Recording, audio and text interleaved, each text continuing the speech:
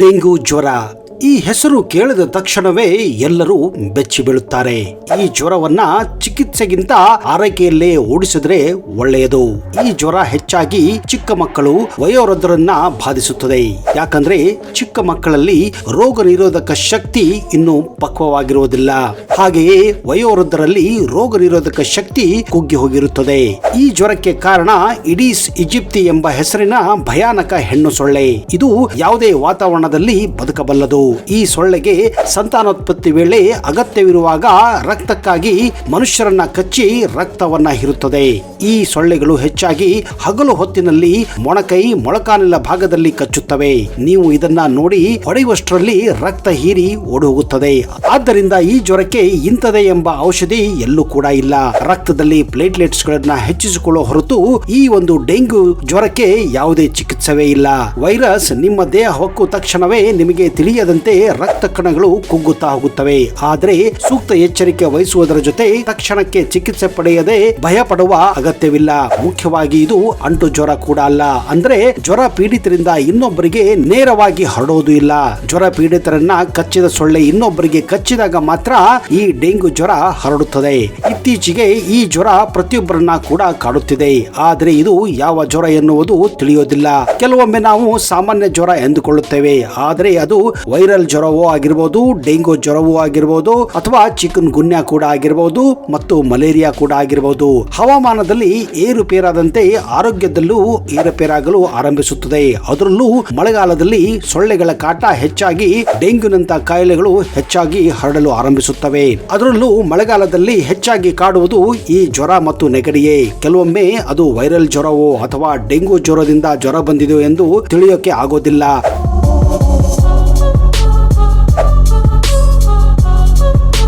ಮಾಮೂಲಿ ಜ್ವರ ಒಂದೆರಡು ದಿನಗಳಲ್ಲಿ ಸರಿ ಹೋಗುತ್ತೆ ಅಂತ ತುಂಬಾ ಜನ ನಿರ್ಲಕ್ಷ್ಯ ಮಾಡುತ್ತಾರೆ. ಹೀಗಿರುವಾಗ ಡೆಂಗು ಮತ್ತು ವೈರಲ್ ಜ್ವರದ ಲಕ್ಷಣಗಳ ನಡುವಿನ ವ್ಯತ್ಯಾಸ ತಿಳಿದುಕೊಳ್ಳೋದು ಅಷ್ಟೇ ಮುಖ್ಯ ಸ್ನೇಹಿತರೆ. ಡೆಂಗು ಜ್ವರ ನಾನು ಹೇಳಿದ ಹಾಗೆ ಇಡೀ ಸೊಳ್ಳೆಯ ಕಡಿತದಿಂದ ಉಂಟಾಗುವ ವೈರಲ್ ಸೋಂಕಾಗಿದೆ. ಡೆಂಗು ಕಾರಣದಿಂದಾಗಿ ರೋಗಿಗೆ ಹೆಚ್ಚಿನ ಜ್ವರ ಬರುತ್ತದೆ. ಆದರೆ ವೈರಲ್ ಜ್ವರದ ಉಷ್ಣತೆಯು ಡೆಂಗ್ಯೂನಷ್ಟು ಹೆಚ್ಚಿರುವುದಿಲ್ಲ.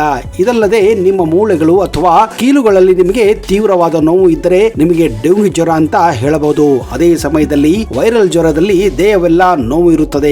ಆದರೆ ಅದರ ತೀವ್ರತೆಯು ಡೆಂಗ್ಯೂ ಜ್ವರದಷ್ಟು ಇರುವುದಿಲ್ಲ. ಮೊದಲಿಗೆ ನಾವು ವೈರಲ್ ಜ್ವರದ ಲಕ್ಷಣಗಳನ್ನ ತಿಳಿಯೋಣ. ವಯಸ್ಕರಲ್ಲಿ ವೈರಲ್ ಜ್ವರ ಅತ್ಯಂತ ವಿಶಿಷ್ಟ ಲಕ್ಷಣವನ್ನ ಹೊಂದಿರುತ್ತದೆ. ವೈರಲ್ ಜ್ವರದಿಂದ ಬಳಲುತ್ತಿರುವ ರೋಗಿಗಳು ಹೆಚ್ಚಾಗಿ ದೇಹದ ನೋವು, ವಿಶೇಷವಾಗಿ ಸ್ನಾಯುಗಳಲ್ಲಿ ನೋವು ಅನುಭವಿಸುತ್ತಾರೆ. ಹೆಚ್ಚಿನ ದೇಹದ ಉಷ್ಣತೆಯು ವಯಸ್ಕರಲ್ಲಿ ವೈರಲ್ ಜ್ವರದ ವಿಶಿಷ್ಟ ಲಕ್ಷಣಗಳನ್ನ ಹೊಂದಿರುತ್ತದೆ. ವೈರಲ್ ಜ್ವರವು ಶೀತವನ್ನ ಉಂಟು ಮಾಡುತ್ತದೆ. ಇದು ಕೆಮ್ಮು ಮತ್ತು ಸ್ರವಿಸುವ ಮೂಗಿಗೆ ಕಾರಣವಾಗುತ್ತದೆ. ಕೆಮ್ಮಿದ ನಂತರ ಮತ್ತು ಸ್ರವಿಸುವ ಮೂಗಿನ ದಟ್ಟಣೆ, ಉಸಿರಾಟದ ತೊಂದರೆ ಬರುತ್ತದೆ. ವೈರಲ್ ಜ್ವರದಿಂದ ಬಳಲುತ್ತಿರುವ ರೋಗಿಗಳು ಹೆಚ್ಚಾಗಿ ತಲೆನೋವನ್ನ ಕೂಡ ಅನುಭವಿಸುತ್ತಾರೆ. ಕೆಲವು ಸಂದರ್ಭಗಳಲ್ಲಿ ರೋಗಿಗಳು ಚರ್ಮದ ಮೇಲೆ ದದ್ದುಗಳು ಕಾಣಿಸಿಕೊಳ್ಳುತ್ತವೆ. ಈಗ ನಾವು ಡೆಂಗು ಜ್ವರದ ಸಾಮಾನ್ಯ ಲಕ್ಷಣಗಳನ್ನ ತಿಳಿಯೋಣ. 2 ರಿಂದ 4 ದಿನಗಳ ಅಧಿಕ ಜ್ವರ ನಂತರ ದೇಹದ ಮೇಲೆ ಕೆಂಪು ದದ್ದುಗಳು ಕಾಣಿಸಿಕೊಳ್ಳಲು ಪ್ರಾರಂಭಿಸಿದರೆ ಅದು ಡೆಂಗು ಜ್ವರ ಅಂತ ಹೇಳಬಹುದು. ನೀವು ತಕ್ಷಣ ಜಾಗರೂಕರಾಗಬೇಕಾಗುತ್ತದೆ. ಏಕೆಂದರೆ ಈ ಲಕ್ಷಣವು ಡೆಂಗ್ಯೂ ಕಡೆ ಸ್ಪ್ರೆಡ್ ಆಗಲು ಪ್ರಾರಂಭಿಸುತ್ತದೆ. ದೇಹದಲ್ಲಿ ಯಾವಾಗಲೂ ದಣದಂತೆ ಭಾಸವಾದವು ಕೂಡ ಡೆಂಗ್ಯೂ ಜ್ವರದ ಲಕ್ಷಣವಾಗಿರಬಹುದು.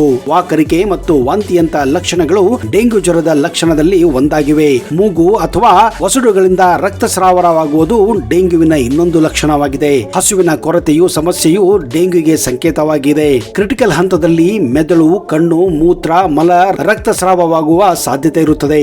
ನಿರ್ಣಾಯಕ ಹಂತದಲ್ಲಿ ರಕ್ತದ ಒತ್ತಡ ಅಂದ್ರೆ ಬಿಪಿ ಕೂಡ ಕಡಿಮೆ ಆಗಿ ಹೋಗುತ್ತದೆ.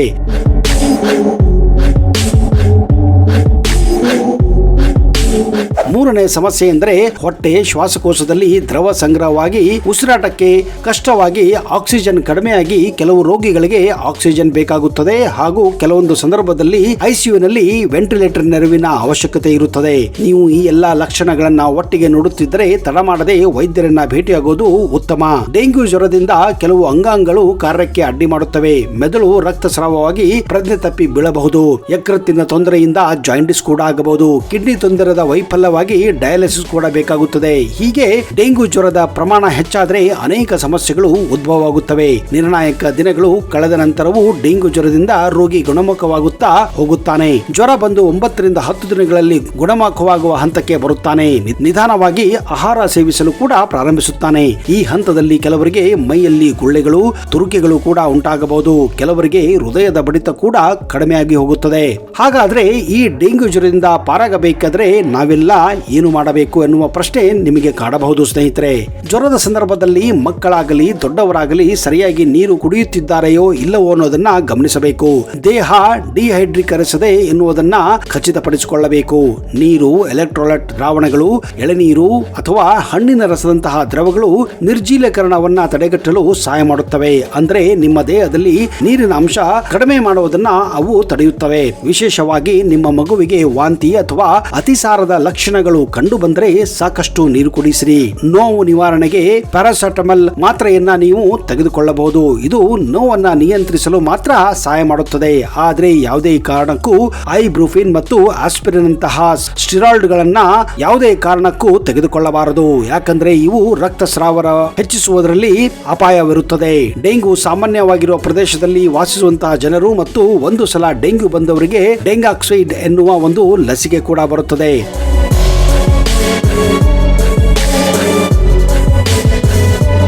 ರಕ್ತದ ಪ್ಲೇಟ್ಲೆಟ್ಗಳನ್ನು ಡೆಂಗು ಜ್ವರ ಬಂದಿದ್ದರೆ ತಪಾಸಣೆ ಮಾಡಿಕೊಳ್ಳಿ. ಪ್ಲೇಟ್ಲೆಟ್ 50,000ಕ್ಕಿಂತ ಕಡಿಮೆ ಆದರೆ ತಕ್ಷಣವೇ ಆಸ್ಪತ್ರೆಗೆ ದಾಖಲಾಗಿರಿ. ಬೇರೆ ರೋಗಗಳ ಬಗ್ಗೆ ಎಚ್ಚರವಿರಲಿ. ಸುತ್ತಮುತ್ತ ಪರಿಸರದಲ್ಲಿ ಡೆಂಗು ಜ್ವರ ಹೆಚ್ಚಾದಾಗ ಬೇರೆ ಕಾಯಿಲೆಗಳು ಕೂಡ ಕಂಡು ಬರುವ ಸಾಧ್ಯತೆ ಇರುತ್ತದೆ. ಟೈಫಾಯ್ಡ್ ಜ್ವರ ಸೋಂಕುಗಳು ಬರುವ ಸಾಧ್ಯತೆ ಇದೆ. ಬೇರೆ ಕಾಯಿಲೆ ಬಗ್ಗೆ ಕೂಡ ಗಮನ ವಹಿಸಬೇಕಾಗುತ್ತದೆ. ಹೆಚ್ಚಾಗಿ ಸೊಳ್ಳೆ ಕಡಿತವನ್ನ ತಡೆಯಬೇಕು. ಡೆಂಗು ಜ್ವರವು ಸೊಳ್ಳೆಯಿಂದ ಹರಡುತ್ತದೆ. ಆದ್ದರಿಂದ ಸೋಂಕು ಹರಡುವುದನ್ನ ತಪ್ಪಿಸಲು ಮತ್ತಷ್ಟು ಸೊಳ್ಳೆ ಕಡಿತಗಳನ್ನ ತಡೆಗಟ್ಟುವುದು ಅಗತ್ಯವಾಗಿದೆ. ಸೊಳ್ಳೆ ಕಡಿತದಿಂದ ರಕ್ಷಿಸಿಕೊಳ್ಳಲು ಸೊಳ್ಳೆ ಪರದೆಗಳನ್ನ, ಕೀಟ ನಿವಾರಕಗಳನ್ನ ಬಳಸುವುದು ಉತ್ತಮ. ಸಾಧ್ಯವಾದಷ್ಟು ಮೈತುಂಬಾ ಬಟ್ಟೆ ಧರಿಸಿ. ಡೆಂಗ್ಯೂ ಜ್ವರದ ಲಕ್ಷಣ ಕಂಡು ಬಂದರೆ ಗಾಬರಿಯಾಗಬೇಡಿ. ಸರಿಯಾದ ಆಹಾರವನ್ನ, ವಿಶ್ರಾಂತಿಯನ್ನ ಪಡೆಯುವ ಮೂಲಕ ಡೆಂಗ್ಯೂ ಜ್ವರವನ್ನ ಹೋಗಲಾಡಿಸಬಹುದು. ಅಷ್ಟಕ್ಕೂ ಡೆಂಗ್ಯೂನಿಂದ ಚೇತರಿಸಿಕೊಳ್ಳುವುದು ಹೇಗೆ ಎನ್ನುವುದು ಇನ್ನೊಂದು ಪ್ರಶ್ನೆಯಾಗಿರುತ್ತದೆ. ಸ್ನೇಹಿತರೆ, ಡೆಂಗ್ಯೂ ಜ್ವರವನ್ನ ಹೋಗಲಾಡಿಸಲು ವಿಶ್ರಾಂತಿ ಅನ್ನೋದು ತುಂಬಾ ಮುಖ್ಯ.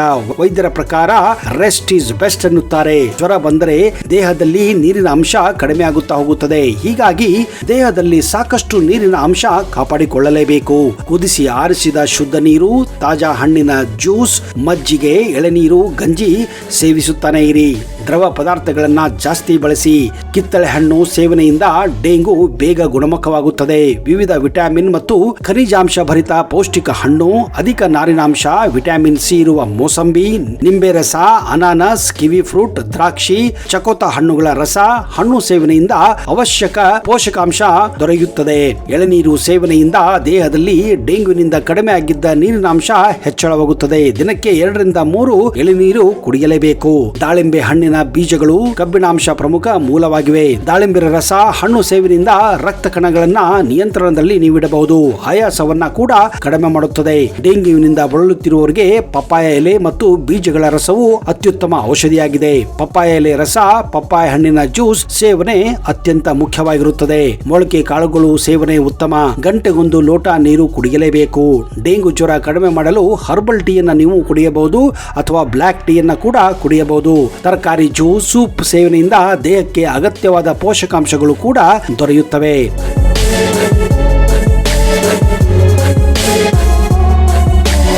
ಸ್ನೇಹಿತರೆ, ಯಾವುದೇ ಕಾಯಿಲೆ ಬಂದರೆ ಹೆದರಬೇಡಿ.